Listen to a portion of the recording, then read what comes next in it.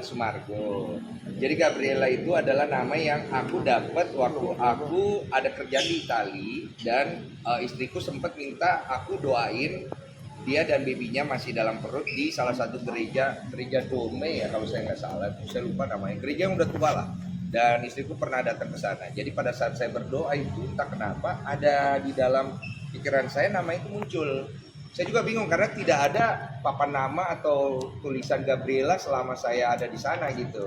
Tiba-tiba muncul dan saya bawa pulang kasih istri saya dan kemudian istri saya bilang ini nama bagus loh artinya ya gitu. Saya bilang ya udah kalau mau dipakai silakan, kalau nggak mau dipakai ya sudah. Ellen itu adalah nama bapak dari istri saya Olivia dan Sumargo adalah marga saya. Jadi namanya Gabriela Ellen Sumargo. Ada lagi? Jadi ayah. Jadi ayah.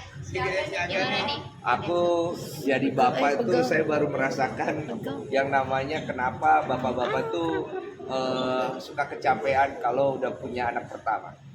Jadi mau nggak mau ternyata kita harus nemenin bantu istri pada saat malam ke subuh karena si anak ini, bayi ini dia tuh baru aktif di malam ke subuh.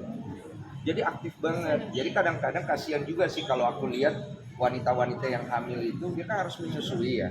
Ini aku baru belajar nih jadinya. Dia menyusui. Nah si anak ini nggak ada yang menjaga. Nah kalau si anak ini nggak ada yang ngejaga kan dia harus menjaga anak itu sembari pompa ASI.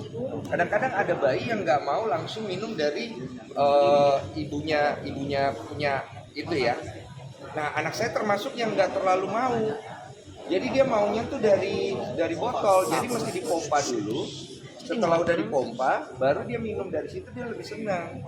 Jadi pada saat malam ya aku sempetin bantu. Mengakibatkan saya sakit kepala karena kurang tidur. Ya bentar lagi kayaknya saya migrain nih. Tapi nggak apa-apa sih, selama beberapa bulan ini saya cukup happy karena saya melihat anak saya ini menjadi penghiburan buat di keluarga gitu, apa ya istilahnya ya, bawa sukacita gitu. Karena kan prosesnya juga nggak gampang ya. Cukup lama 4 tahun, akhirnya Tuhan kasih dan kita melihat ini sebagai suatu anugerah. Artinya sebelumnya kan bengkak nih pas lagi mau melahirkan, terus Ci Olive ya? sekarang udah mulai membaik, tapi malah minder. Kenapa kok? Jadi Ci Olive ini kan sempet kakinya bengkak pas abis melahirkan. Terus dia tuh bingung, kok kakiku tambah bengkak, harusnya pas hamil bengkak. Ini setelah melahirkan bengkak. Terus kata dokter sih aman, karena tensi semua aman. Setelah itu akhirnya aku suruh angkat sedikit kakinya segala macam, direndam garam dan lain-lain, akhirnya mengecil tuh akhirnya. Terus cuman nggak pedenya sekarang karena bentuk badannya dia kan melebar banget. Jadi dia ngerasa aku masih suka nggak sih ngelihat dia gitu. Biasalah kendala cewek pada saat dia habis melahirkan kan badannya agak melebar ya. Biasanya kurang confidence. Jadi suka nanya, yang aku masih enak gak sih dilihat gitu loh. Masih lah aku bilang. Tapi agak jauh ya. Gak bercanda. Koneksi ngelihat perjuangan Ci Olive dari selama 4 tahun ini terus akhirnya sekarang punya baby gimana sih? Maksudnya perasaan lebih Perasaannya detail, ya. Saya tuh jujur saya terharu dan bangga ngelihat bagaimana istri saya berjuang dan berkomitmen untuk punya keturunan. Karena yang paling besar perannya pada saat itu adalah istri. Istri saya tuh bagaimana dia udah jadi gini, dia tuh keguguran 3 kali lah. Berarti 3 kali dikuret. Dikuret itu untuk wanita itu meninggalkan luka di daerah rahim. Semakin sering dikuret, rahimnya akan semakin menipis. Dan itu bisa menimbulkan penyakit dan juga permasalahan berikutnya. Dia berani ambil resiko. Makanya saya bilang seorang wanita itu ketika dia mengandung, suami harus tahu bahwa pengorbanannya besar.